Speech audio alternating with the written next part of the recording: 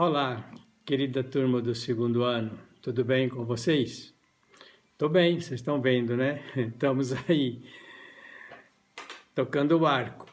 Vamos em frente, apesar dessa situação calamitosa de pandemia, né? Mas vamos nos reinventando por aqui, trocando ideias, tirando nossas dúvidas, né?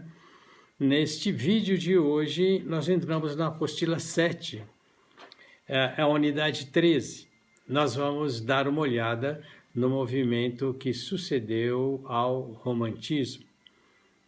E nós vamos discutir essa aula na semana que vem, dia 19, né?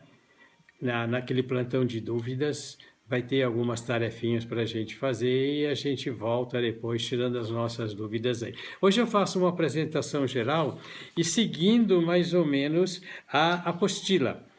O primeiro ponto aí é o contexto histórico do realismo na página 7. Se vocês quiserem ir acompanhando, é bom depois lerem tudo lá na apostila, que eu vou dar uma recapitulada do texto que está aí na apostila.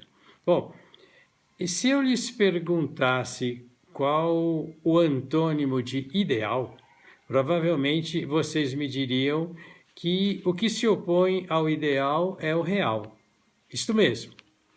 Vejam que todo aquele idealismo, encantamento e ilusão românticos, temos agora, mais ou menos na segunda metade do século XIX, um movimento que vai se preocupar mais com a realidade da vida, daí o seu nome, realismo.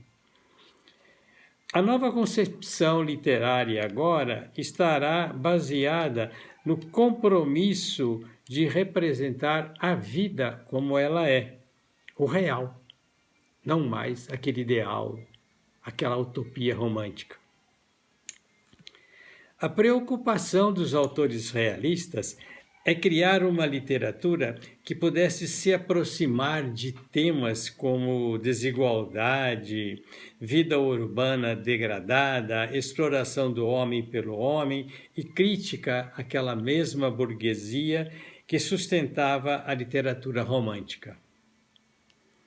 Há uma diferença fundamental entre a visão romântica e a visão realista da vida em sociedade.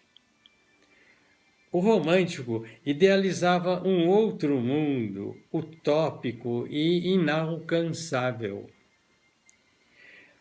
O realista procurava praticar uma arte literária que, refletindo sobre a vida em sociedade, propunha uma ação que mudasse aquela realidade. Para isto, procuravam dialogar com temas relevantes da época. Um desses temas são os textos científicos, principalmente os relacionados com a medicina e a biologia, que iniciavam um grande desenvolvimento na segunda metade do século XIX. Também com os textos filosóficos, que traziam uma interpretação do homem inserido em seu meio social. Nós vamos analisar melhor esses textos filosóficos já. E textos políticos, que apresentavam uma interpretação dos sistemas econômicos da época em uma relação governo-povo. São os textos sociais.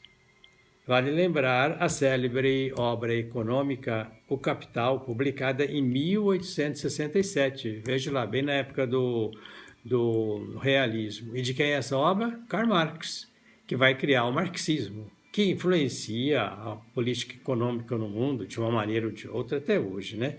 Ninguém pode negar isso aí.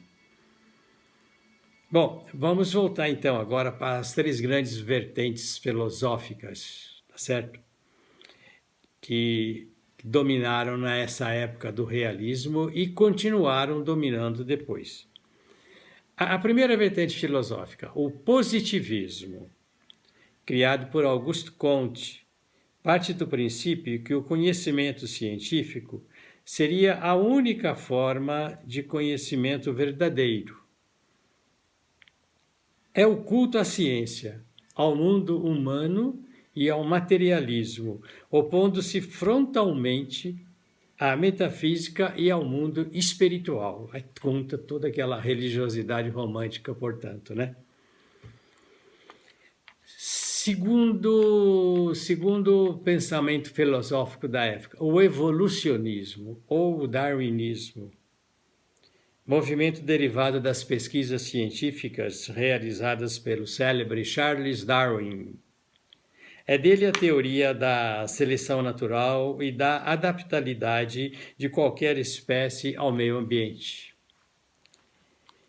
E o terceiro movimento é o determinismo, desenvolvido pelo intelectual francês Hippolyte Taine, que sujeitava todo o comportamento humano a 3 fatores essenciais: a raça, o meio social e o momento histórico.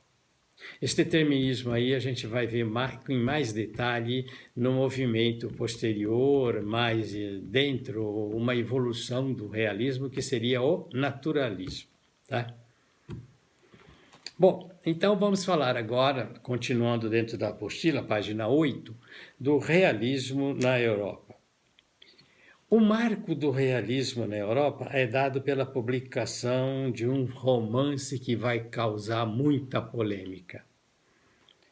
Esse romance era do francês Gustave Flaubert e o título do romance Madame Bovary. Isso em 1857, quando foi publicado este romance.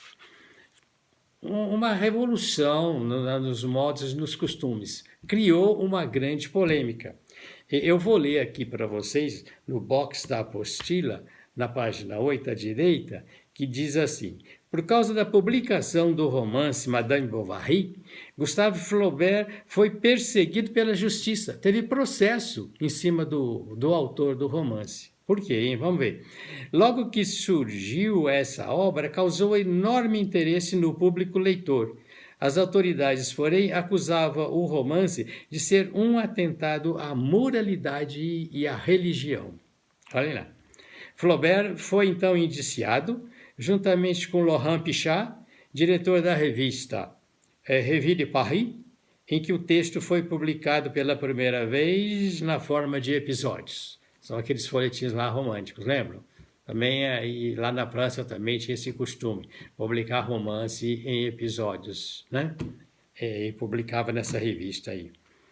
Esse escândalo provocou o interesse de mais e mais leitores, motivando uma vantagem enorme. Eu não vou contar a história para vocês, porque senão eu vou ficar fazendo spoiler aqui e não vai dar certo, certo? Nós vamos tratar bastante dessa Madame Bovary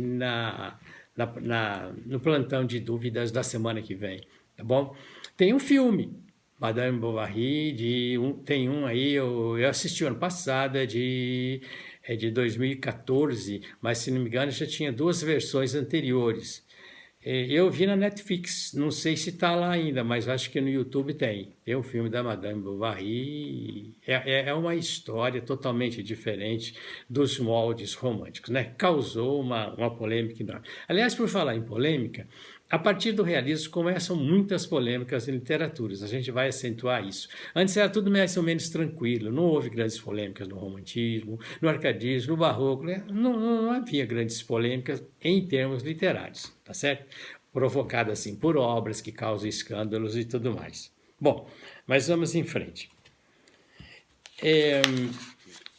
Então, agora, por que esse livro causa polêmica? Porque a preocupação da literatura realista é de denunciar e fazer refletir sobre os diferentes problemas sociais, atacando sobretudo a hipocrisia existente. Diferente daquela arte personalista e egocêntrica romântica, o autor realista, inspirado na vida real das pessoas, traz tipos menos idealizados e felizes. Vejo ainda algumas diferenças nessa passagem do romântico para o realismo. Em troca daquele individualismo emocional do romântico com seus personagens, o realista busca personagens reais, vivendo seus dramas na sociedade. O romântico tenta sublimar a realidade através da força do amor e das paixões. O realista descreve a realidade, mesmo que seja brutal, sem sublimações. O romântico se volta mais para um passado histórico em busca daquela identidade, lembra aquele indianismo, aquele falso indianismo, né? Aquele nacionalismo. Agora, o realista interessa o presente, a realidade social com suas mazelas.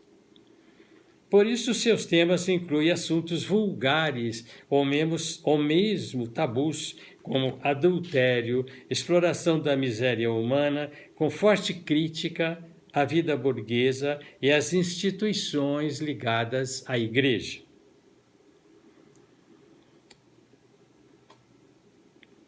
Isto sobre as características literárias referentes ao realismo.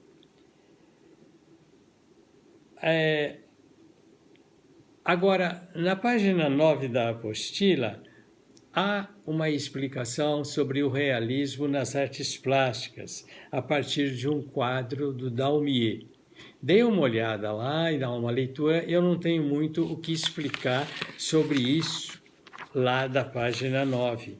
E a gente encerra essa primeira parte do realismo, né? O realismo, as suas principais características e o contexto histórico em que ele surge. Certo? No próximo vídeo nós vamos ver o realismo em Portugal, tem polêmica aí, depois o realismo no Brasil.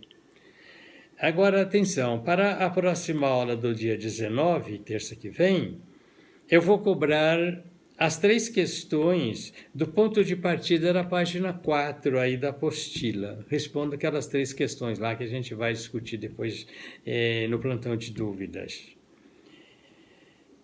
E também, tá certo? As questões 1 a 6 da página 6 e 7, a partir da leitura de um pequeno texto da Madame Bovary. Tem um pequeno texto aí, que introduz mais ou menos a história lá da Madame Bovary. Tá certo? Agora vamos aproveitar, já que estamos falando de Madame Bovary, para ver aquilo que a gente está fazendo desde o começo do ano, que, se não me engano, o último adjetivo pesquisado foi balzaquiana, que vinha do Honoré de Balzac, vinha do autor, né? Agora eu queria que vocês pesquisassem sobre o substantivo bovarismo. O que é bovarismo? É claro que vem da Madame Bovary, tá certo? E em consequência desse adjetivo, desse substantivo bovarismo, o que é bovarismo? Temos o adjetivo bovarista ou bovaristo, mas normalmente vai ser usado no feminino, mas pode ser usado no masculino também, já que é adjetivo, né? Aqui é meio interessante, né? O balzaquiano vem do autor, uma pessoa, o autor existiu, Honoré de Balzac. Agora, o bovarismo vem de uma personagem fictícia do romance Madame Bovary, do Flaubert, né? É a arte que vai caminhando, né? E a gente falou sobre isso. Tudo bem? Nós já estamos com 13 segundos, 14. Por hoje é isto. Tudo de bom para vocês. Espero-os na terça-feira, né? Próxima, dia 12, às 8 da manhã, hein? Tá certo? Nós começamos.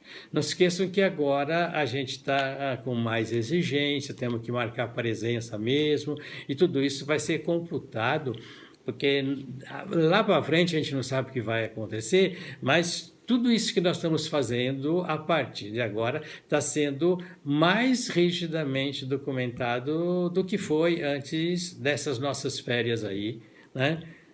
Da metade de abril até esse começo de maio. Tudo bem? Boa noite, porque eu estou gravando esse vídeo à noite para vocês, e até a próxima. Um abração saudoso a todos e todas. Tchau!